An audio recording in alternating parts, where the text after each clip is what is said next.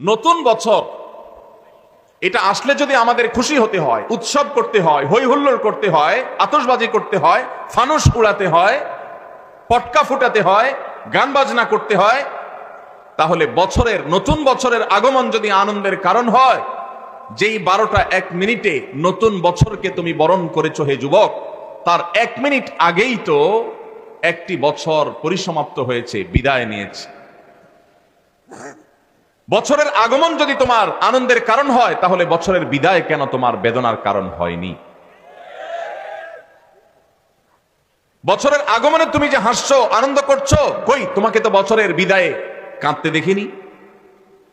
তোমার এই ইলজিক্যাল, তোমার এই অযৌক্তিক, তোমাদের এই হাস্যকর বাস্তবতা বিবর্জিত এই চেতনা, এই বিশ্বাস, এই কালচার, এই সংস্কৃতি, এটা এ মাটির নয়, এ মাটির মানুষের নয়।